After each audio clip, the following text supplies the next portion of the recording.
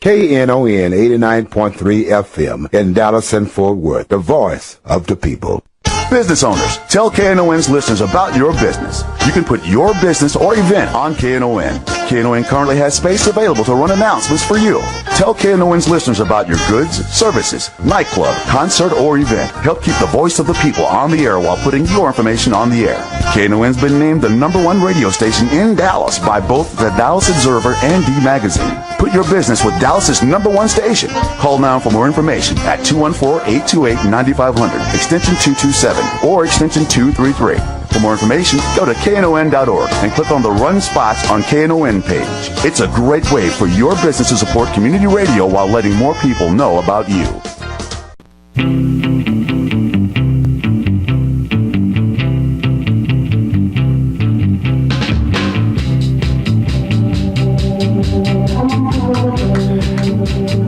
You're cut off from the coffee, Gene. We now have plenty of coffee available. The on-air sign is not working. There it is. We have plenty of coffee left over because Gene cannot have any more. That's right. 972-647-1893 is the number if you'd like to join the fun. This is the Workers Beat. I'm Gene Lantz, and I'm here with Bonnie Mathias. Good morning. Mathias, and we'll introduce our guest in a minute. First, a whole bunch of stuff for you to do. September the 23rd, voter suppression seminar put on by the Texas Council for ET. For ET. Well, it's TCET and NAACP Dallas at 6:30 p.m. at Friendship West Baptist Church, 2020 West Wheatland Road, Dallas 75232. Voter suppression is going to be a very big deal.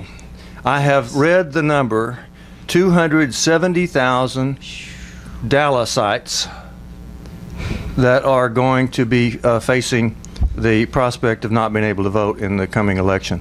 So voter suppression is a very big deal. September 23rd, 6:30 at Friendship West Baptist Church. Well, September 29th, the contract expires for United Auto Workers 848. That's my local out there where they're going to close the old LTV plant, or they say they're going to. October the 1st, the whole world falls apart in the budget battle in Congress. October the 5th, immigration reform, 2:30 p.m., meet in Reverchon Park, 3505 Maple Drive. You know where Reverchon Park is. That's at 2:30 on October the 5th, and that'll be a march for dignity and immigration reform. October the 5th, I believe, will be the last day to register to vote to be eligible in the November 5th election. The November 5th election has 9 propositions, none of which I can understand. And I'm glad I'm not the only one. and 2 candidates for school board, because they're going to finish out the term that Adam Madrano left when he went on city council. So it's a big deal to fight voter suppression and to vote on November the 5th and to get everything registered and get everything straight. We should really talk about that, what Yes. you're going to have to do if you plan to get around this voter suppression business. And you got to do it quick. Let's introduce our guest first. This is Big John Jarzabski, one of my oldest and best friends, and a hero of UAW Local 848. Hero, that means I survived? That's, well, so far. Actually, you're still a hero. Oh. They talked thank about you at the last union meeting. And that's... Tell him I'll pay him as soon as I can. John, that's what happens. I'm when you don't- retired now. I don't have as much money as I did, and the check's in the mail. That's what happens when you're not there, though. They talk about you. Yeah, well, what did they assign me to do? They were talking about the upcoming, problems that they're having because they're going to close the plant out. Right, then that's all indications. They were throwing out, things that people could do that seem to have worked in the past. And a young woman there got up and said, well, we need to do what John did during the big struggle that we had back in the 80s. She said, I had just hired in and none of us knew what was going on, but John would tell us. John would stand up on a table at break time and tell us what was going on. And she just went on and on about John, and I thought, does she mean Jarzabski? And of course I knew. Anybody. Of course I knew it was you.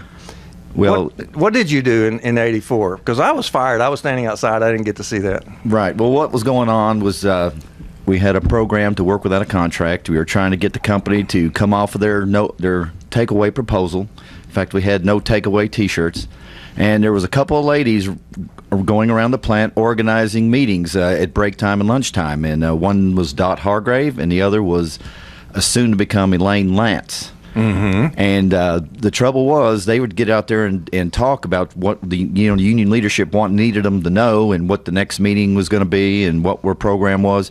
But nobody could hear them, because in a factory, the soft voices of women, well, most women, so, my wife accepted, the soft voices of women were hard to hear over the hum and drum of the machines and everything. And so after one meeting, which I knew both ladies, I went up to them. I said, look, people are kind of getting grumbly and not wanting to come to these meetings because I can't hear. I said, I don't want to steal your thunder, because what you're doing is the right thing to be doing, but you need some kind of amplification. And I said, I'd like to volunteer my services.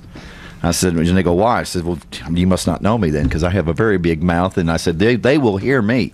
So they would write down on paper what needed to be told to the majority of people, because when you work in a plant with several thousand employees, and at that time we had, I think, 2,000 plus members. Oh, no, more than 5,000. No, actually, more. Yeah, that's right, more than 5,000. Like, God, the times have changed. Yes. But so we'd get a crowd of 200 people at break time, and when they're crowded around and there's machines running, you can't hardly hear. So they'd hand me notes that they wanted, to be read to the people, and I'd get up and I'd start talking. Mm-hmm. Well, soon people go, well, we can't see you. So we'd start picking this one particular corner where there was this metal table that always was there that they put outgoing parts, and I started jumping up on top of the table, and we'd start having our little rallies.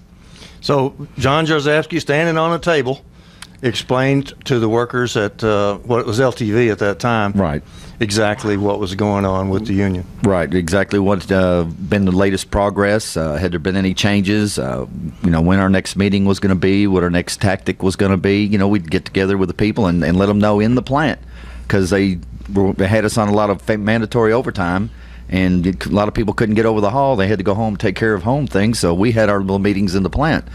And one time that the lady was talking about, we really got to talking, and we thought, hey, we just heard that they took a couple people down to human resources, and they're talking about terminating them. So we just started shouting, simple things, 848, no contract, no peace.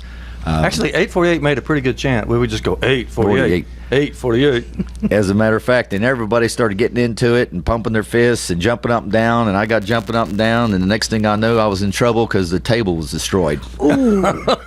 I should have gone on a diet. You're not a little guy, are you? Well, not real little, no. They call him Big John. Yeah. But anyway, like I said, the only reason I got involved was these two ladies they took up the challenge, and they were pushing to get a good contract, and I was not going to let them, leave me behind. And I said, if they can do it, I know I can.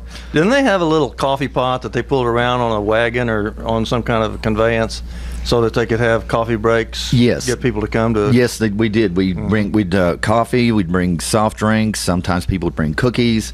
We'd do everything we could to encourage the people to come in there. Mm-hmm. And there was a lot of people that they really just got into the pep rally type atmosphere of it. I mean, there was a lot of people. I remember years later, a couple ladies retired, and they came up to me and embarrassed me to death. They started, John, let's have one more chant like we did back in '84. And they started yelling 848, 848, and I was sitting there turning 10 shades of red, and I just didn't know what to do. I was going, I'm glad I made an impression on somebody. Well, it was a heck of a struggle. Oh, yes, it went on for 15 months. And you won it. Yes, I didn't. We did. The members, the true union. People out there keep going, well, what's the union going to do about it? Well, they need to look in the mirror, because the union is us. It's each individual. If we don't stand together and enforce what our leadership program has, we're not going to get anywhere. That's it's an amazing story about what you carried out with the in-plant stuff. UAW Local 218 at Bell Helicopter in Hurst is right now involved in working without a contract. Yes. They've been without a contract since early June, and I don't know if they're holding in-plant rallies or not like you did. No, they're on the picket line now.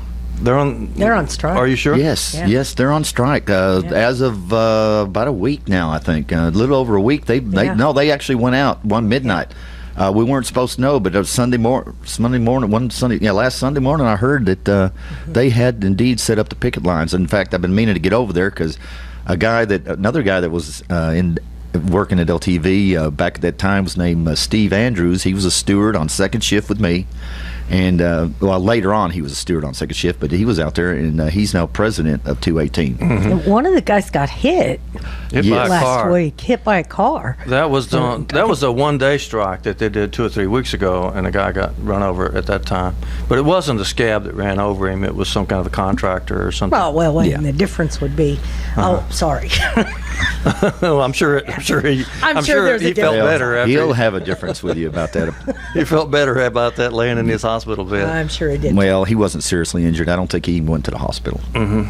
Well, this idea of working without a contract was very novel in 1984. People weren't doing it. They were either going on strike or they were just not doing anything. Well, they just accepted giving the in, contract. Yeah. accepting bad contracts. If you didn't get the contract you want, you hit the bricks. It was simple as that. But the people, the members, are the ones that lose the most. The company finds a way to write it off on their taxes, or they get the contractors to slide the schedules, and then they can make out. I mean, it's not their money they're playing with anyway. It's the CEOs and the stockholders. So they always try to tell us that, we're doing this for stockholders. We got to make good on their investments. Well, most of those guys have stock options, so I was going to say, aren't we like the stockholders, and don't we like drive this bus? Well, we drive don't the drive bus. No. I know of no stockholder that's ever built one single airplane part out of that plant. I'm going to tell you that. I know. I don't see any stockholder. Well, Now, they should get a return for their money. Well, they but, should, But but- not to what they're trying to do. They're trying to take all the money. In fact, Triumph they made a profit this last year, but they're using all these things they've come up with to make excuses for cutting our benefits and our retirement. And frankly, what they're doing is they're just following to me, they're following the Walmart example. model. That's The- right. The Walmart model of business. I don't know, really got to be careful how I put this, but So- go ahead, Gene. So is all of America. The Walmart American model, business. So the Walmart model has been so successful for the Waltons. You know, they're the richest family in America. Yeah, they're billionaires. So that virtually all employers now are trying to put everybody on part-time, the way the Walmart company does it. and they're using the guise of the Affordable Care Act, saying that that's why they're doing it, when in reality that is not why they're doing it. General Electric dropped the health coverage for their salaried employees, not the ones covered by union contracts, but the rest of them lost their health care just in the last 2 weeks. And they're using the excuse of the Affordable Care Act, but actually the truth is the bosses are always looking for a way to cut Sure. the workers. This is Cut just the workers and pad their pockets. This is just the current model right now. The It's just flavor de jour. It's the Walmart model, And Hobby Lobby, they're the good Christian family of Hobby Lobby. They're going to just sell their company and get out of the business because Obamacare is going to ruin them. They're going to put them in Because it's bankruptcy. going to make them have to cover birth control. Oh my goodness! Oh my God, I know that's just terrible. It- And I don't know if the Pope, the new Pope, spoke this past week and said, we're focusing on the wrong things. they're obsessing on the wrong things. I think he's how he put it. Obsessing on the wrong things, and I was very uplifted to hear him say that. Well, it's about time they come into the Next probably century. the 18th century. 18th, what they've been doing, yes. they're still a couple hundred years behind with what they proclaim. Because to me, if you don't want abortion, you need birth control. If you don't want birth control, you need education. But oh my goodness, they don't want to pay for education either. Yeah, that's right. Nobody wants to pay for anything. And you know what? That's not how I was raised. I was raised you pay your bills. And unfortunately, That includes your unless you want to taxes. go live on an island and by yourself and have all your stuff shipped to you and pay for, you're still going to have to pay for it. Right. You got to pay for what you get. And I don't mind paying my taxes if it helps people. That's right. I think isn't that what Jesus would want us to do? Oh. Because that's the other big thing is they bring in religion is, oh my goodness, we're good Christians. Well, good Christians would be trying to help people. And I don't mean subsidize them. I don't mean pay for them. I don't mean give them everything so they can lay around and do nothing. I mean, Hand up. Right, a hand up, not a handout. That's right. And given good paying jobs with benefits sounds like a handout to me. Not a, You may get the impression. I mean, a hand up. Excuse me. Good You may Lord, get the getting impression that confused. people on the Workers Beat program have opinions, but we respect the fact that you have opinions too. So give us a call and let us know what you think. 972-647-1893. The station actually loves it when you call. 972-647-1893. Now back to our opinions. Yeah. I got a million of them. What do you want to hear, Gene? Well, so you say that UAW 218 is on strike. Yes, Now, they what are can- on strike. Question is, what can people do to help? Well, main thing is if you're in that area and you go by the picket line, honk and wave. Let them know that you support them. Uh-huh. And if you got a little extra cash, you could take over water, Gatorade, snacks, stuff to take it to their local headquarters. And, Nothing alcoholic, oh, please. no. Nothing alcoholic. We learned that from General Dynamics. I learned that from 1985, Gene. We finally did set up, after 15 months of contract struggle, we set up a picket line, and I was one of the first ones, in the first group. And here come this guy, Jerry, a guy named Jerry. He rode up on his Harley, and it was one of those it was an old police bike that he had fixed up, and it still had all the big side bags and everything that the policemen have. And he pulled up right up to the picket line, parked it, got off, opened up the back, and started handing out beer. And boy, So everybody grabbed our it. picket captain had a fit and run over. No, we can't have that. And I said, "You're right, we can't." And we rounded it all up and put it back in there. Said, "Look, later on, after your 4 hours, you can go do whatever you want to do." Now, the old Lockheed plant over in Fort Worth used to be called General Dynamics. Yes. And in '83, they had a strike. Oh, yeah. This was right before our big trouble started, as I recall. Somebody was drinking while they were supposed to be on picket duty, threw a beer bottle at a car in front of the reporters. Yes. Oh, yeah. It was very well documented, photographic wise, and everything. I think they had video. Perfect. Union thugs. And so the company had the right to call the police and say that there was violence going on, and they showed up with the fire department, and they turned the water cannons on them. Wow. And I had a friend that he was over there, and he was like 19 years old at the time, first really big job he's ever had. And he said, "Man, I didn't know what I got into." He says there were water cannons going off and bottles thrown and cursing and yelling and fighting, and it was just he thought a riot was about to break out. And this, of course, wasn't the union's policy at all. No. It was just somebody drinking on the picket line. Over the What years, got it started. Over the years, since '84, when I first got elected as a steward, and I've been in leadership ever since, of some form or another, or just a concerned member, every time we've talked about picket lines, that is one of the things we stress the most. No violence. Yeah. Mind the laws. Follow these procedures. Carry your sign. Walk in a certain interval and just mind your own business. If you have something to say to somebody, keep it in fairly good taste. And don't do what General Dynamics did. Don't do what in they do. 1983. Especially not in front of a bunch of reporters. That's really not people good. think that the media is either on our side because they're working people, or that they're neutral. They like to think that they're neutral. Well, a lot of them think they're promoting, their own agenda, that they have this great liberal agenda that they're promoting. No, what they're promoting is whatever agency they work for. They're trying to find the right story to get the most publicity, to get the most readers or watchers, so people keep turning into that station or reading that paper and make money.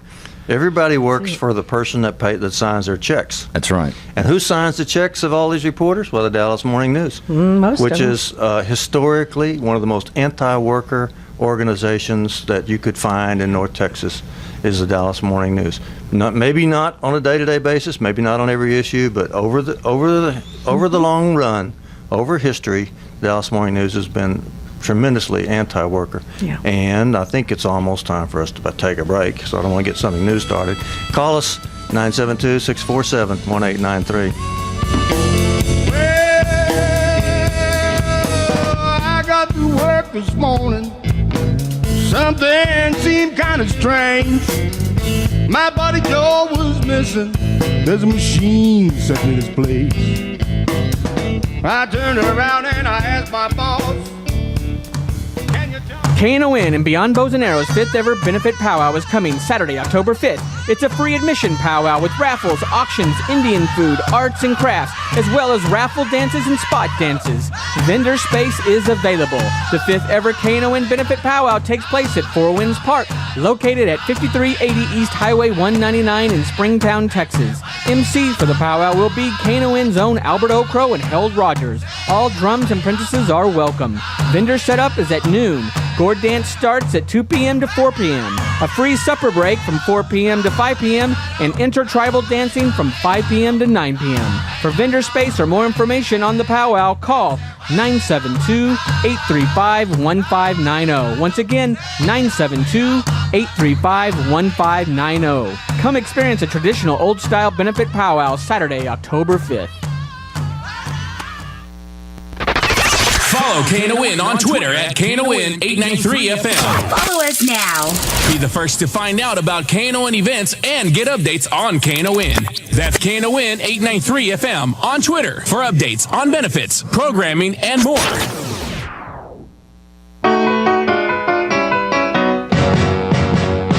Blue Monday, how are you, Blue Monday? Got to work like a slave on deep. We're back. This is the Workers' Beat, listening to Fats Domino. And the greatest song of all, Blue Monday. But there's no more Blue Mondays for us, Gene. Yeah, because we're retired. Yeah, no more work. We're done with all this. Now, Bonnie, you went to the Region 6, District 6 of the Communication Workers meeting? Yes. Dying to hear what happened. We were in Little Rock last week. It was good. It was really good. We had folks from the 5 states, Missouri, Oklahoma, Kansas, Arkansas, and Texas. Mm-hmm. We did have breakouts for each one of our subsidiaries. Yellow Pages, I'm sorry, it's going to be a rough bargaining. That'll start here pretty quick.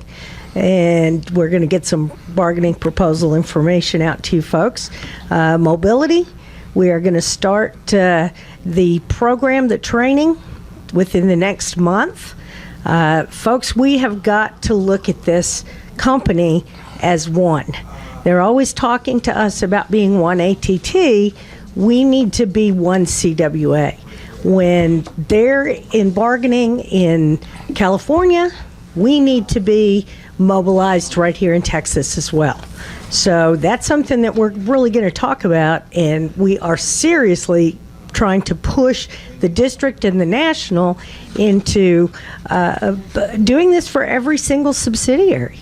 And we have to be together, all 22 states, or we're in trouble, because we can't just keep trying to mobilize for ourselves, for our own little district. We have are the to communication companies like AT&T, are they as rapacious as the rest of the big corporations? I mean, are they trying to push everybody in the Walmart direction? I can tell you, I just read, mobility is the fastest growing, I have to sit on my hands too, John. Mobility is the fastest growing part of the business. And I just read an article in yesterday's mobile phones, right? Mm-hmm. Cellular phones. It also includes UVerse. They market all the products out of the retail store. And I just saw an article in yesterday's paper that AT&T has purchased this little startup company called AO, and it is authorized retailers for the Go phone. The track phone that is, it's a prepaid phone, prepaid cellular. So I can tell you, authorized retailers are not union employees. Here's what I'm dying to hear about, though, Bonnie. Your conference for communication workers came a week after the National AFL-CIO convention, where they passed Resolution 16.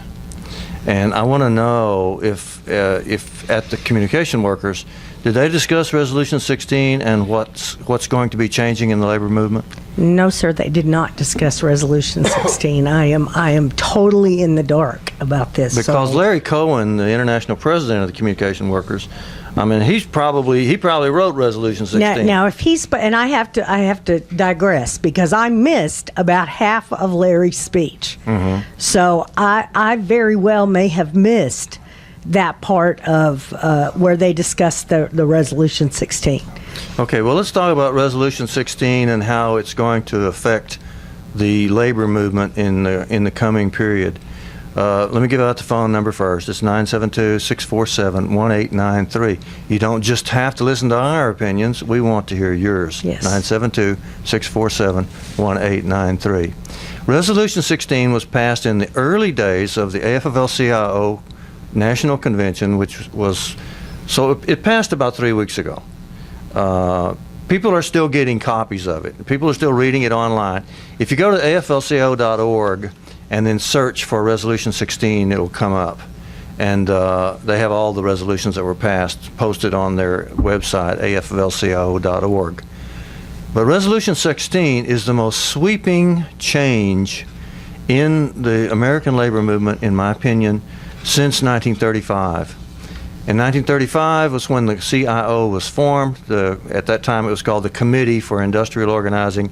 It was a dramatic change in American labor movement. This too, Resolution 16, if it's carried out, will be on that order, a gigantic change in the way American labor functions. You know, I just read the title there of the resolution, and he did speak about that. I just, like I said, I missed about half of it, so I didn't hear the Resolution 16.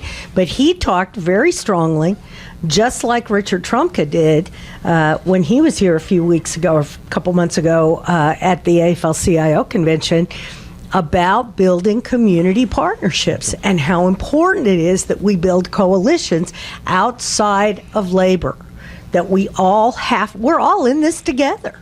We are all working families. Let's ask John to read a little bit of it. John, you're the only one here that can read. That's a very big assumption on your part. Are there big words on there? Start with the title. Okay. Start with the title and just get into it a little bit. Okay, Resolution 16, Building Enduring Labor Community Partnerships, submitted by the Committee on Community Partnerships and Grassroots Power and Executive Council. The AFL-CIO has a founding ideal, the assembling of a broad progressive coalition for social and economic justice. But over the past decade, broad macroeconomic transformations have put communities around the country at risk, threatening the economic security of all and accelerating deep divides and inequalities in our society. These circumstances demonstrate that the struggles of workers are inextricably interwoven with the struggles of communities. Now, that's almost a tongue twister. Inextricably. Inextricably. I didn't know I was giving you such a hard assignment. Wow, Is that English? It really is. I missed that it's word. One of those long words. But what this means to me is they're really trying to get serious like we should have been. The trouble with the union movement, in my opinion, now this is my opinion only, the trouble with the union movement is we were too successful over these years, and we got too satisfied and too complacent, and we thought everything was going to rock along. We never thought that the companies were going to strike back and try to take away all the benefits. Now, there's some out there that are going, yeah, but you greedy SO something or others, you know, you don't tell the plant how to run. Well, people that think unions run the plants have never read the contracts. The first article in they call the preamble in any union contract says that the company has the sole right to determine what they make, where they make it, who they hire and who they fire, except for what the contract says. Except for what the contract, which is negotiated, not by gunpoint, not by some thugs in a back room telling the company.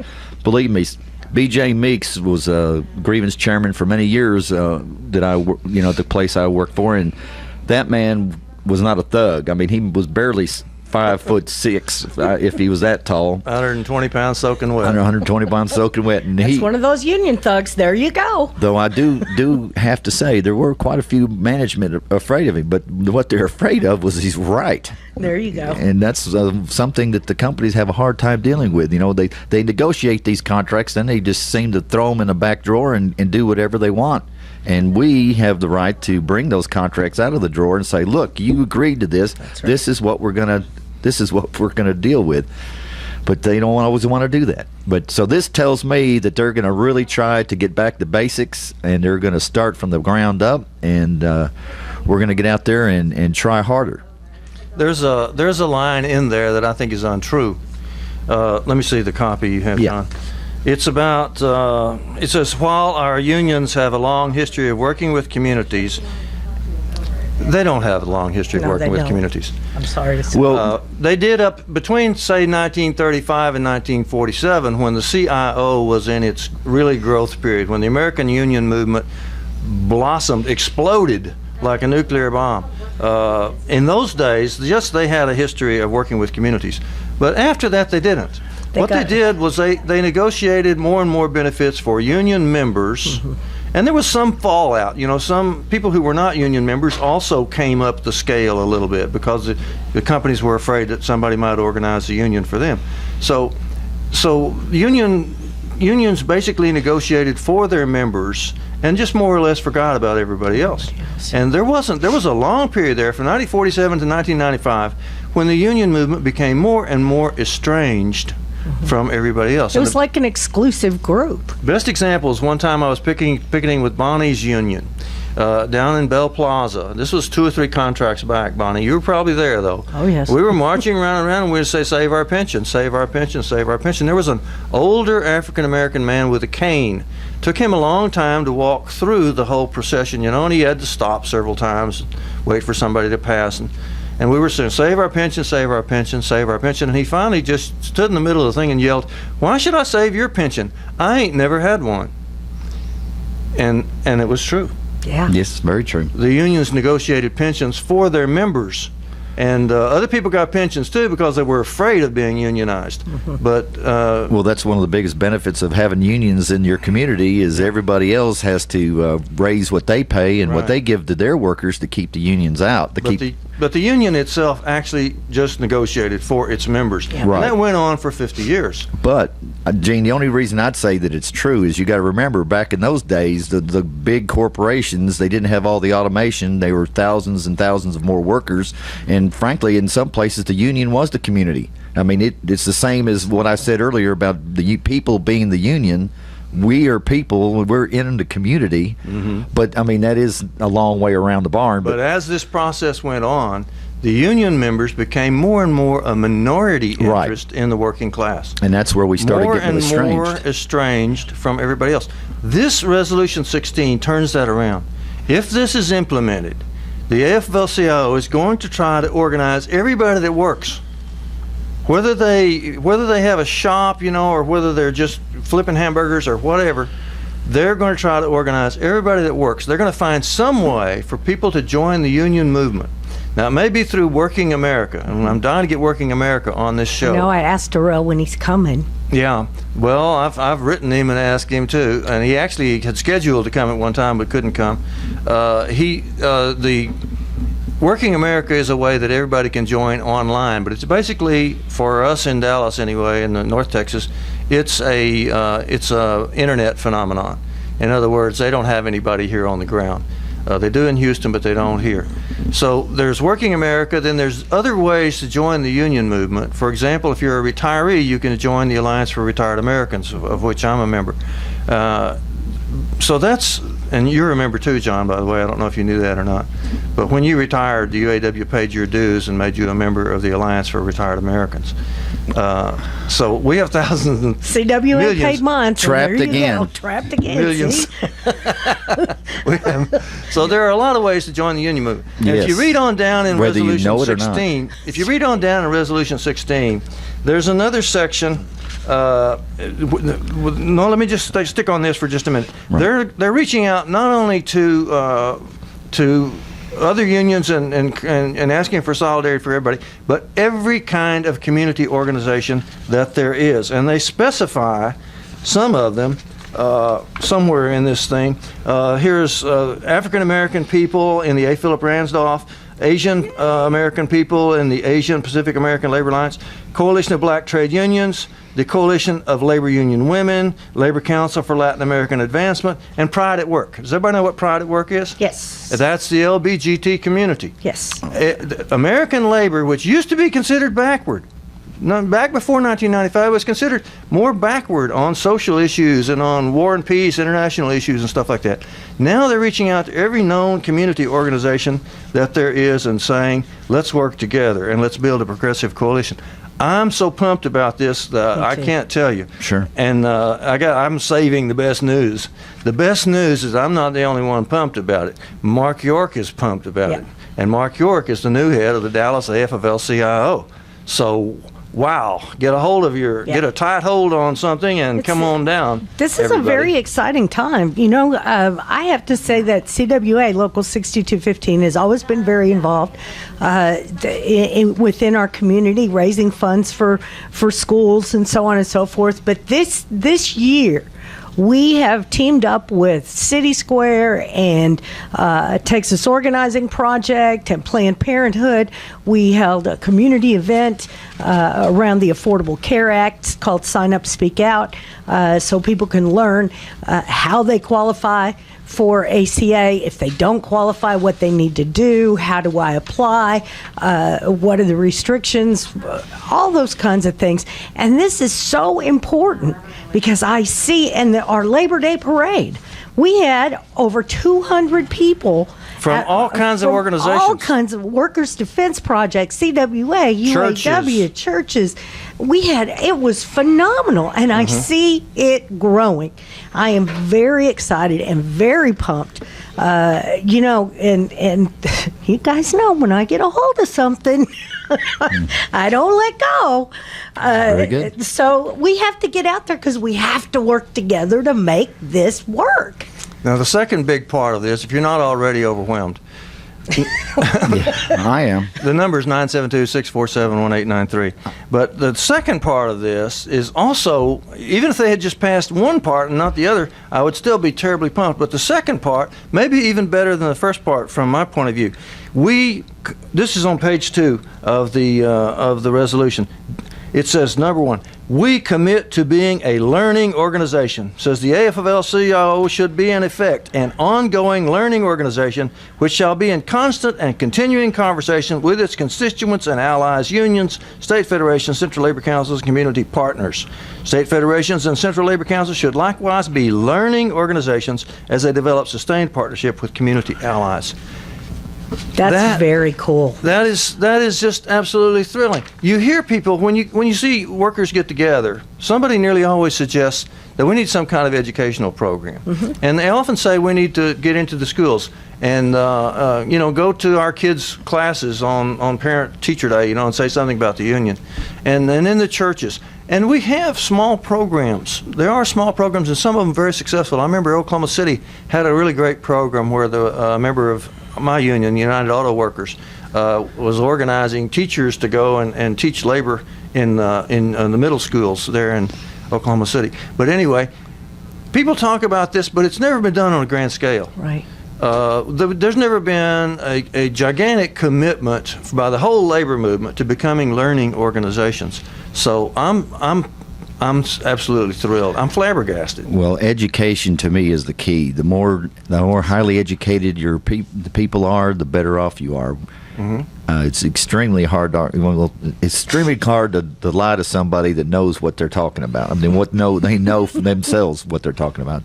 So that, to me, we've got to find a way to educate everybody about what we're really trying to do. And it's not just scholarly stuff. I mean, no. I like the scholarly stuff myself, but not everybody does. Right. But like how to do stuff. Right. Like how to make a leaflet. How to conduct a phone bank. How to set up a phone bank. Now, I bet you know how to set up a phone bank. Yes, sir, I sure do. But how many people do you know that could set up a phone bank? Not very many. Right. Oh, no, not at all. It takes a it's a training and it's a learning curve for all of us. We have to reach out, get involved in your community. That is the number one thing. If you have a crime watch in your neighborhood, go. I mean, it's an hour a month usually, and it's such. You figure out I know you. I see you.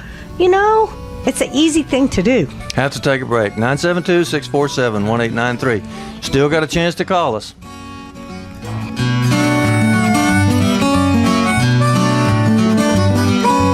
Tell you all a story that's close to me. A worker who's leaning on a bended knee, soiled and tattered in search of relief, fighting for some unspoken belief. This Saturday night, the party is this Saturday night. This is Louisiana Red, and I'm celebrating my 16th anniversary on KNON. This Saturday, September the 21st, at the Sons of Herman Hall. Joining me this Saturday night will be my good friend, T.J. Hooker Taylor, son of Dallas Blues legend Johnny Taylor, Lil Jimmy and the Feedback Band, and James Butler. This Saturday night, we'll have a free fried chicken dinner from Henderson's Chicken. Doors will open at 7 p.m., music at 8 p.m. This Saturday at the Sons. Tickets are at knon.org. Bill's Records in Dallas, off Forever Young Records in Grand Prairie. The Sons of Herman Hall is located at 3414 Elm Street in Dallas. This Saturday night, TJ Hooker, Little Jimmy and the Feedback Band, James Butler, and a free chicken dinner at the Sons of Herman Hall. It's a KNON benefit event sponsored by Beneficial Consultant Services. I'll see you there this Saturday.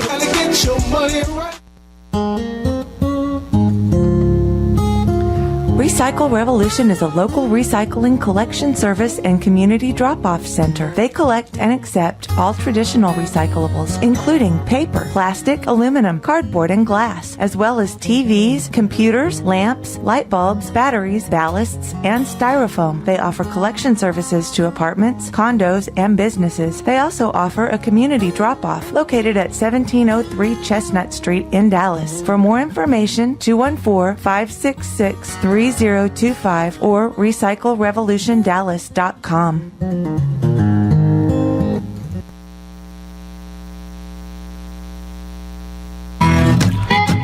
I wake up in the morning at 4:45. The alarm clock is relentless, for goodness sakes alive. Back to the old barnyard, the Monday morning grind. If the boss man don't fire me, I'm walking a thin line. Oh Lord, what am I gonna do? I keep thinking he's gonna go do. 972. That's your version of the song.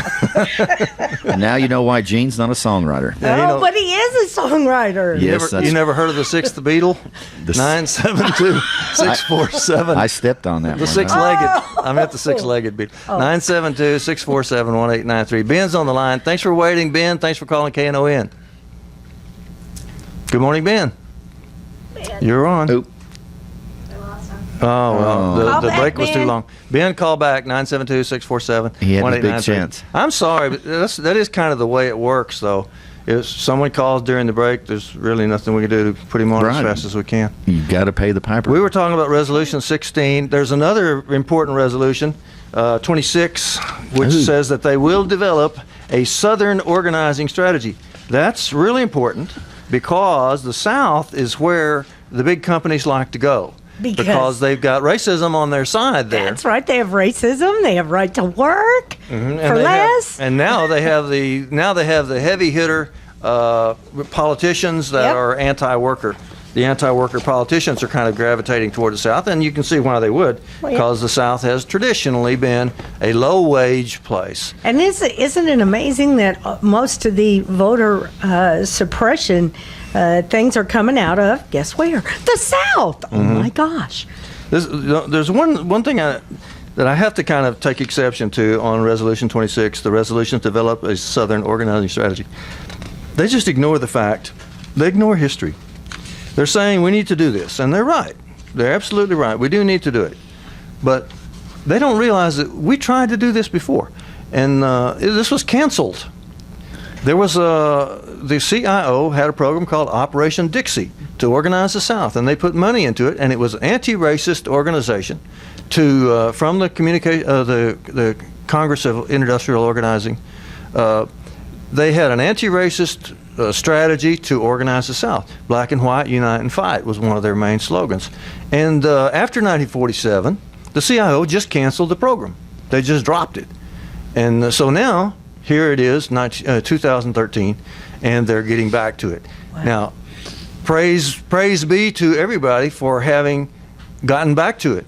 But why are we ignoring the fact that we turned it down before? Well, and that's really scary, Gene, because what happens when we don't remember history, we are destined to repeat it.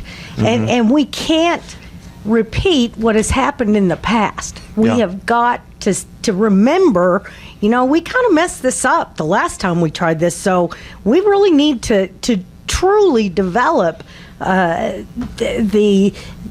what we're trying to do instead of throwing it out there and then saying, nah, we don't want to do that. Let's let our reader read the first part of Resolution 26. It's very good. The very first paragraph? Mm-hmm. Right. Well, the title and the...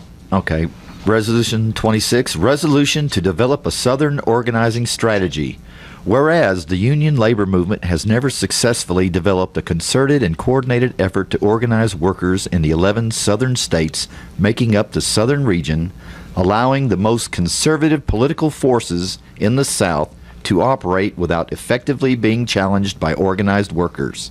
Yeah, now that's the part I object to. Everything else in it is just great. But it says we've never had a program. Well, it says we've never had a successful program. Well, Gene, where are the people that came up with that original program? They're long retired and gone now. No, they were kicked out of the labor movement. Oh, well, that's what happened to them. Yeah. In 1947, that hurts. In 1947, the whole progressive wing of the labor movement was simply kicked out of the CIO. 14 unions were kicked out. One of them survived it and was a very successful union, the ILWU, International Laborers and Warehouse Union, on the West Coast. They actually organized Hawaii as well, so it's the whole West Coast of the United States. And they survived, and they rejoined the AFL-CIO as soon as the AFL-CIO let them back in. Unfortunately, 3 weeks ago, they resigned again. They left again. What is the deal? They said what they claimed was that the AFL-CIO had not protected them. Is it Article 26 where the AFL-CIO is supposed to keep one union from raiding another? So if you're a warehouse worker on the West Coast, you're supposed to join the ILWU. You're not supposed to join some other union. And other unions are raiding. Let's face it, there are certain unions that are pretty famous for raiding. But at one time or another, they all did it. In fact, the United Auto Workers was a big-time raider back in the late 1940s.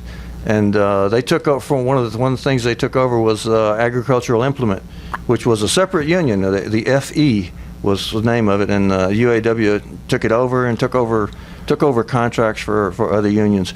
So there's been a lot of raiding in the union movement, and the AFL-CIO is supposed to be preventing it. And the ILWU on the West Coast says they're not doing a good enough job. Well, let me wait a minute. Wait. Okay. Rachel's on the line. Oh, sorry. And then here, listen to me jabber. Good morning, Rachel. Thanks for calling Knon, and thanks for waiting. Glad to hear from you. Good morning, How Rachel. Are you? We're doing great. We're just sitting here talking about boring old union stuff. I'm sure you've heard that before. I heard. I had to step away from the computer for a while, so I'm not sure what topic y'all are on now. Just the general union movement as it is today and what we've got to do to change things. What do you think we need to do? Now, she's college education, by the way. She is? In fact, I love the working out there at the plant. I made sure that all my daughters got college education so they'd have a choice. And you managed to finance that. Well, Rachel, Yes. go ahead. As far as the union goes, well, I haven't personally, since my stepdad's retired, I haven't really heard a whole lot about what's going on down there. Well, so I'm not, what's the biggest topic at hand? What kind of work are you in, Rachel? I work for the Texas Department of State Health Services in their regulatory compliance program. So you're a state worker? Yes, sir. Mm-hmm. Do you know about the Texas State Employees Union? I do not. I'm a new state employee. I have not been introduced to that yet. Well, just stick around. The Texas State Employees Union is going to be after you. They're probably waiting for your probation to be up. I don't know if they have probation for state workers or not. They do. It's about 6 months. Uh-huh. Well, the Texas State Employees Union is a very good union, very progressive. It's actually part of Bonnie's union, which is the Communication Workers of America. Yes, and they have about 200,000 or so of the state workers signed up. Unfortunately, in Texas, the laws keep them from functioning and doing as much as some unions can do, but they're very good on political representation, bringing people together. So I highly recommend that you join the Texas State Employees Union. when you get the chance, and until then, I recommend that you keep quiet about it. Right. We don't want to get you fired before you get to that point. Yeah. I won't say a word.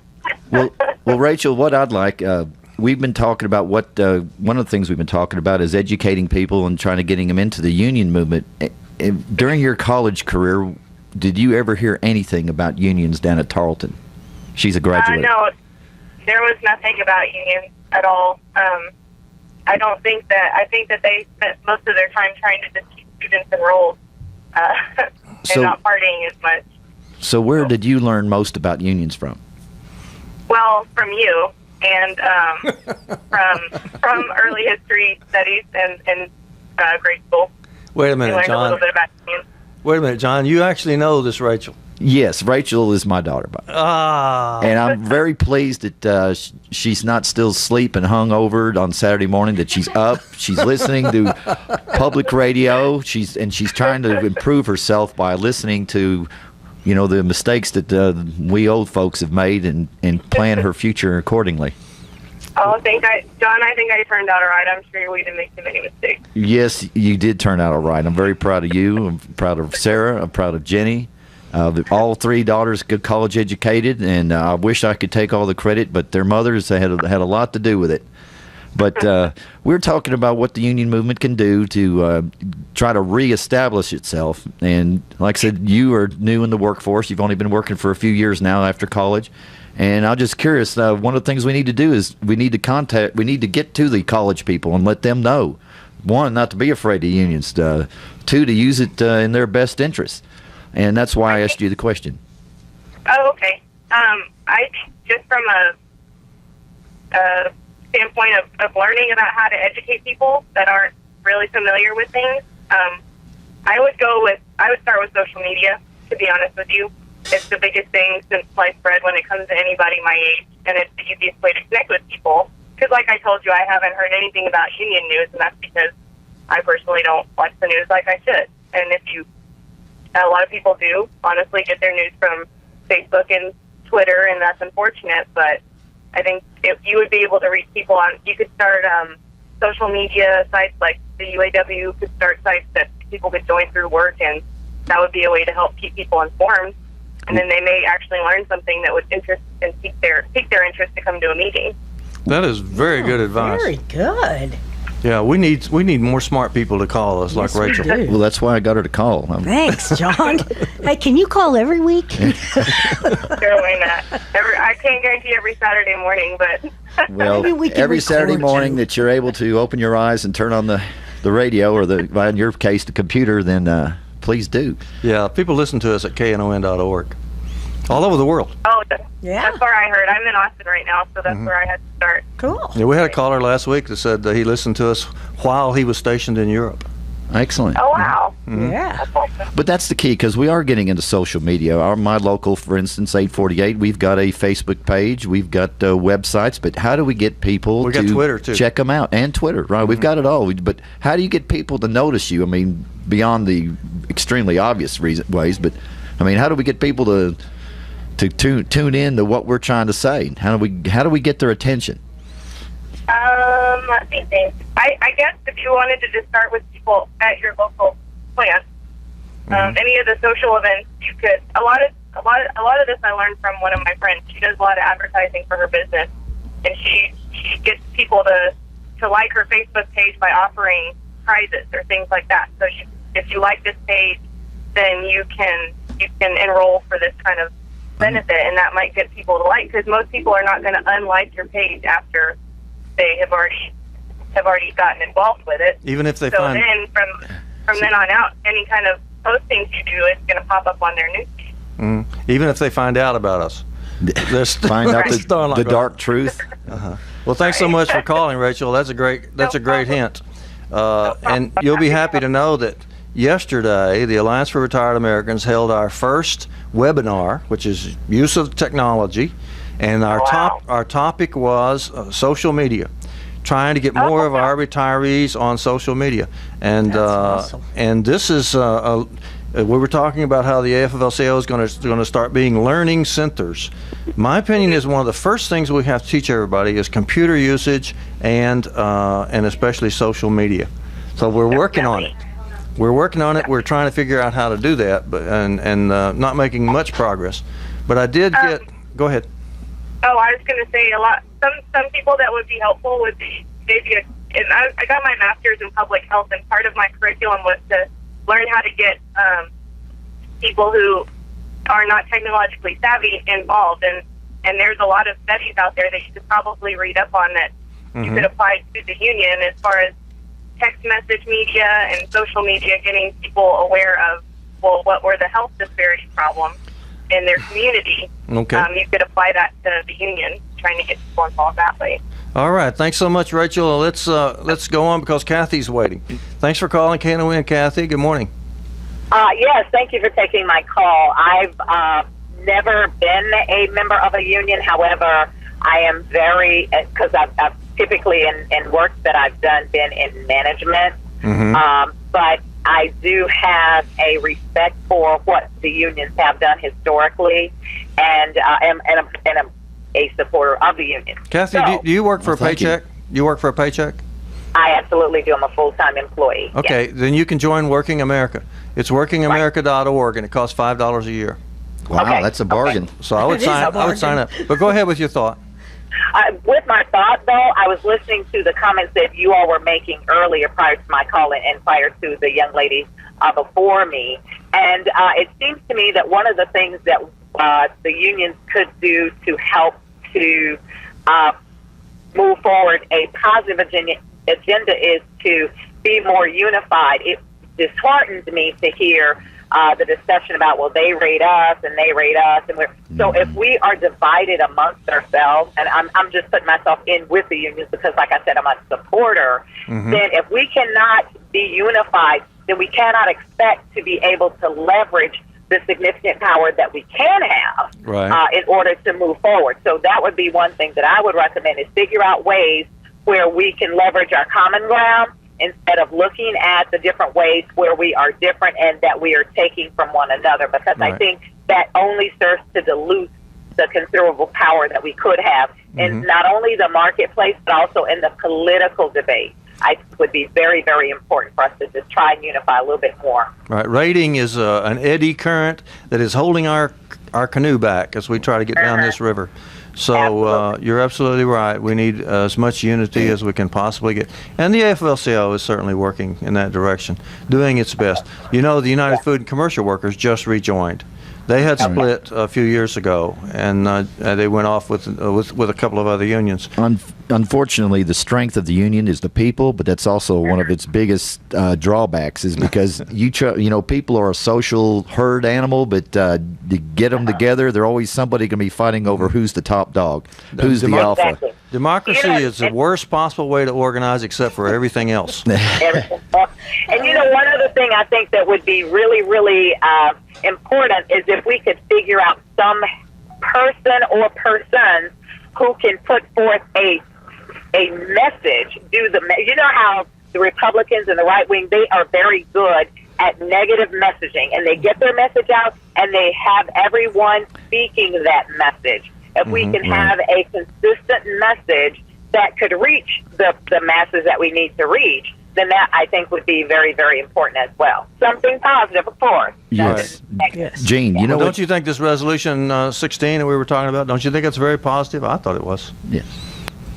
Oh, I think it is. And Gene, you know what? One thing Kathy proves? What's that? Management is not always wrong. Yay! We're going to have to wrap it up here. John, you got any final words for us? No, I just want to say thanks to Rachel for calling in. I just wanted everybody to know I don't think I wasted my money getting her an education. No, you did good. She did good. I appreciate it. And thank you for having me. And anytime, I'll be glad to come, because this is a subject dear to me. I've spent the last 37 years with this. And it got me a retirement, but unfortunately, we're going to have to get back to work to get everybody else theirs, because that's one of our problems, is that the big corporation thing now has cut off all pensions, even though that's what got us to go to these places and work 6, 7, 10 hours a day, 6, 7 days a week, 10, 12 hours a day for years, and, you know, forgetting about family obligations because we had to be at work. But yet now they don't want to help us when we're worn out and can't do much else, and don't want us to have a pension where we can have a good retirement. So we've got to get back to work. Okay. That's the wrap for the Workers' Beat for today.